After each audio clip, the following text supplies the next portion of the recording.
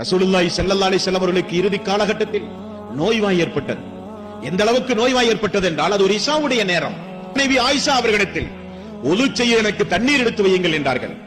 ஆயிஷா ரலியல்லாஹு அன்ஹா ஒது செய்ய தண்ணீர் எடுத்து வைத்த போது நபிகள் நாயகம் ஸல்லல்லாஹு அலைஹி வஸல்லம் எழுந்து ஒது செய்ய முற்பட்ட போது மயக்கமுற்று கீழே விழுந்து விட்டார்கள்.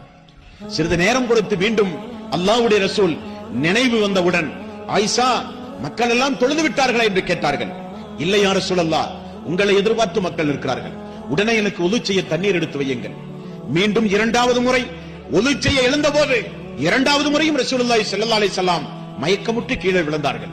மூன்றாவது முறை கண் விழித்து கேட்டார்கள், மக்கள் தொழுது விட்டார்களா? இல்லை, எனக்கு ஒது செய்ய ஏற்பாடு செய்யுங்கள். மூன்றாவது முறையும் மயக்கமுற்று கீழே விழுந்தவுடன் நபிகள் நாயகம் ஸல்லல்லாஹு அலைஹி வஸல்லம் இனி நம்மால் எழுந்து நிற்க முடியாது என்பதை உணர்ந்து, ஆயிஷா, உங்களுடைய தந்தை அபூபக்கர் அவர்களை அழைத்து மக்களுக்கு இமாமத்தாக அந்த இஷாவுடைய தொழுகையை நடத்துங்கள் என கட்டளை பிறப்பித்தார்கள்.